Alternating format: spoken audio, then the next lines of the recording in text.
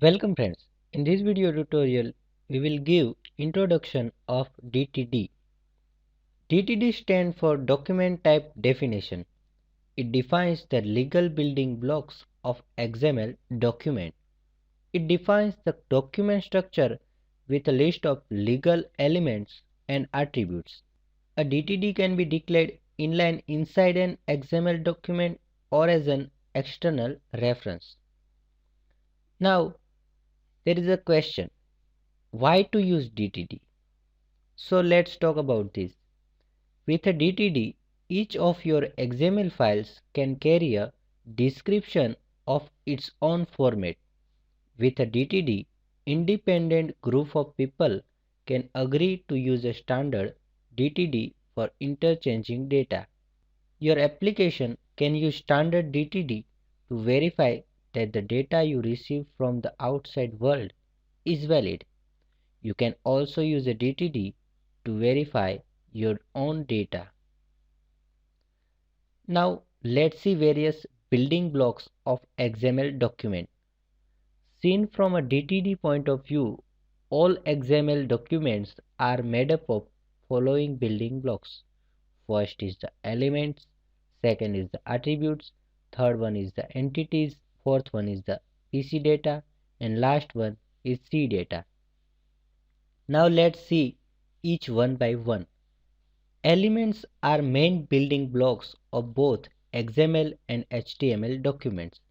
We have already seen elements in previous tutorials, and everything in XML documents are elements. Attributes provide extra information about elements. Attributes are always placed inside the opening tag of an element. We have already talked about attributes also. Entities. Some characters have special meaning in XML, like the less than sign that defines the start of an XML tag. So we cannot use this less than sign directly. If we want to display less than sign in XML, then we must have to use entity reference. We have already discussed about entity reference in previous videos.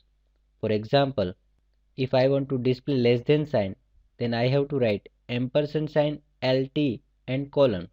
It will display less than sign. Now let's talk about PC data. PC data means parse character data.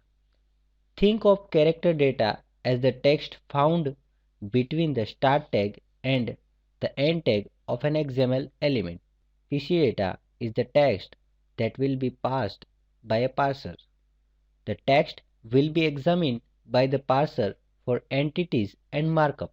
Tags inside the text will be treated as a markup and entities will be expanded.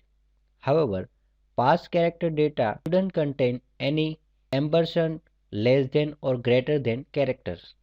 These needs to be represented by the entity reference. Now let's talk about C data. C data means character data. C data is text that will not be parsed by a parser. Tags inside the text will not be treated as a markup and entity will not be expanded.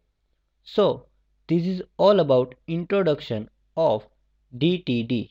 We must have knowledge of basic this introduction to proceed further in DTD. So this is about introduction of DTD. Thank you.